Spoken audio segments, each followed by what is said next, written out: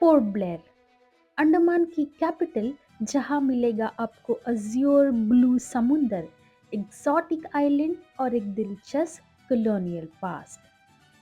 Hello and welcome to my channel Truners travel tales. तो आज हम पहुंच चुके हैं एक ऐसी जगह जो है फुल ऑफ हिस्ट्री, एडवेंचर और सीनिक ब्यूटी। तो चलिए शुरू करते हैं इस अमेजिंग ट्रिप का सफर पोर्ट ब्लेयर के साथ। दुनिया के किसी भी कोने से आप Port Blair by air and by sea route भी आ सकते हैं। Round trip flight to Veer Savarkar airport can cost you 20 to 30K in off season and high up to 60K in peak season। Port Blair की itinerary बनाते समय आप एक तो पोर्ट ब्लेयर पहले घूम ले, फिर हैवलॉक एंड नील आइलैंड जा सकते हैं या vice versa. But I will suggest कि आप पहले पोर्ट ब्लेयर घूम के फिर आगे की जर्नी कंटिन्यू करें, क्योंकि most of the ferries to Havelock and Neil are scheduled around 6 am, 11 am and 3 pm। So just to save your time, you can explore Port Blair first and board early morning ferry। हमारे साथ scenario थोड़ा अलग हो गया था। हम early morning 9 बजे पहुंच गए थे एंड 3 o'clock हमारी फेरी थी। So we explored half Port Blair on the first day and half at the time of departure. So let's see कि पोर्ट ब्लेयर में आने के बाद आप कहाँ घूम सकते हैं। एक ऐसी जगह जहाँ हर दीवार के पीछे छुपी है आज़ादी की एक कहानी। ये है सेल्डर जेल, जिसे हम काला पानी कहते हैं। पर ये सिर्फ एक जेल नहीं, ये तो ब्रिटिश एरा का टॉर्चर चेंबर था। ये जेल अंडमान के पोर्ट ब्लेयर में है और यहाँ आके लगता है जैसे वक्त रुक गया हो। 1906 में इसे बनाया गया था और इसका स्ट्रक्चर ही टॉर्चर का हिस्सा था। 7 विंग्स, हर विंग में 3 मंजिलें और हर सेल अकेली। No contact, no escape. इसलिए इसका नाम पड़ा सेल्डर जेल। यहाँ फ्रीडम फाइटर्स को रखा जाता था। उन लोगों को तो बस एक चीज चाहिए थी, आज़ादी। शहीद वीर सावरकर, बाटुकेश्वर दत्ता और भी अनेक अननोन हीरोज यही के अंधेरों में कई गुम हो गए। यहाँ उन्हें सिर्फ कैद नहीं किया गया, उनकी रूह को तोड़ दिया गया। जंजीरें, टॉर्चर, फोर्स्ड लेबर और जबरदस्ती तेल पीसना। आज ये जेल एक म्यूजियम है। हर रूम, हर फोटो, हर सेल एक दास्तां सुनाता है। अगर आप यहाँ आए तो सिर्फ एक टूरिस्ट स्पॉट ना समझे, ये एक ट्रिब्यूट है उन लोगों के लिए जिन्होंने अपनी ज़िंदगी कुर्बान कर दी इस देश को आज़ाद करने के लिए। आज़ादी हमेशा फ्री नहीं होती, इसकी एक कीमत होती है और सेल्डर जेल हमें वो याद दिलाता है।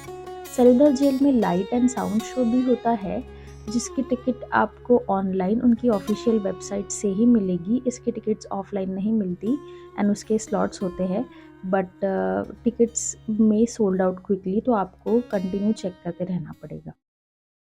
तो जब आप सेल्युलर जेल आते हैं, अंदर कोई भी लगेज लेके जाना अलाउड नहीं है। तो अगर आप यहाँ आते हैं, do not carry any luggage with you.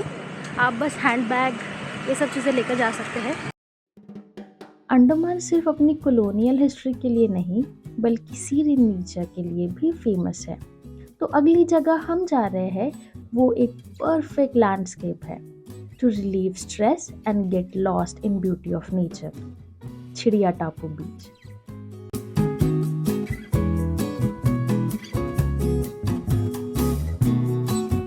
Port Blair centre से करीब 25 to 30 किलोमीटर दूर है। आप पर्सनल व्हीकल या प्राइवेट टैक्सी से भी जा सकते हैं। रास्ते में ही आपको कॉर्बिन्स कोव बीच मिलेगा, आप वहाँ भी जाकर रिलैक्स कर सकते हैं।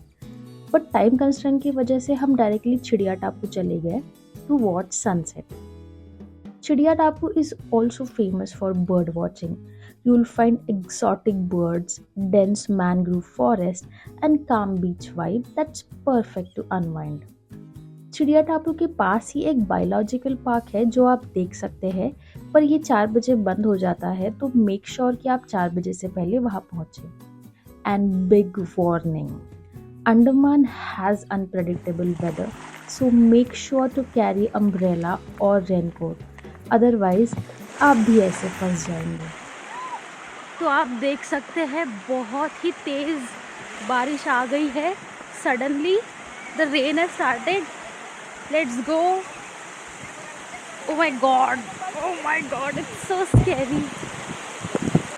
ओ माय गॉड। आ जाएंगे उधर से। मम्मी कुठे आहे?